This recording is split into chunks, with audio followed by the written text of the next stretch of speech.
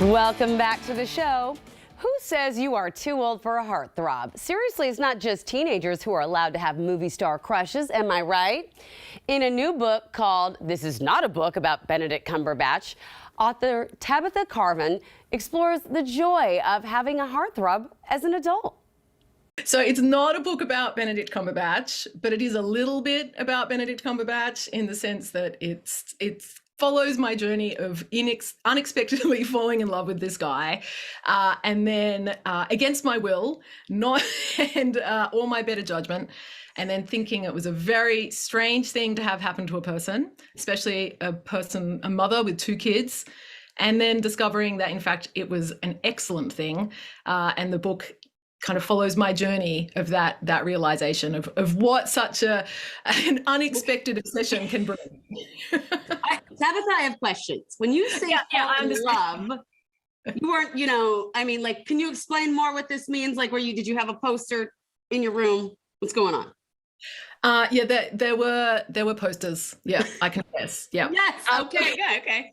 No, when I say love, is so that is the way it felt at the time, which is why it freaked me out so much. I was like, I have somehow fallen for a person I don't know on the television, which is, very frightening. But over time, I realized it's actually just the same kind of love that many people have for their sports teams. Right. It's that passion that makes you cry and scream and feel, your heart race. It just feels inappropriate because it's about someone you don't know. Yeah, a celebrity heartthrob, which seems like this stupid, immature thing.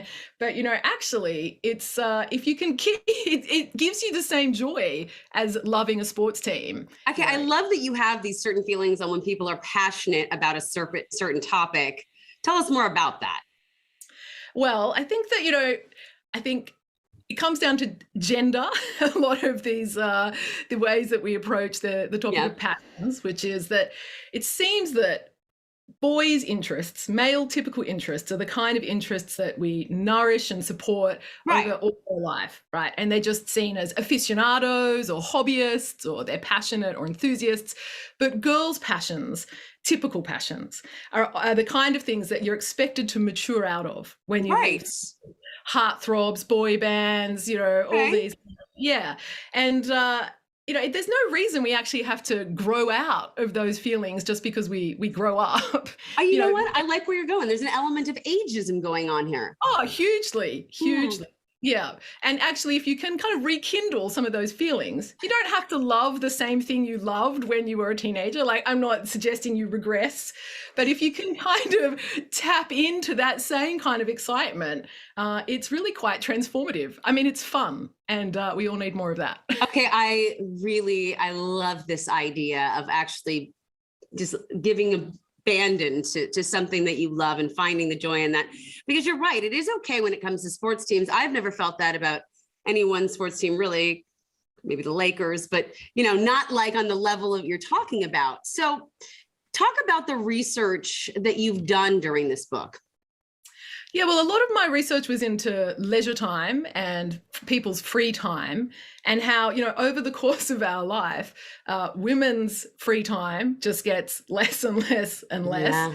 And men's free time, including fathers, doesn't really get affected, and that's why it seems that women's priorities get squeezed into caring responsibilities, domestic responsibilities, work responsibilities, and then, their health, their appearance and all these things. And it doesn't leave time in women's lives for just silly, stupid fun, like absolutely just trivial, it doesn't matter, good times.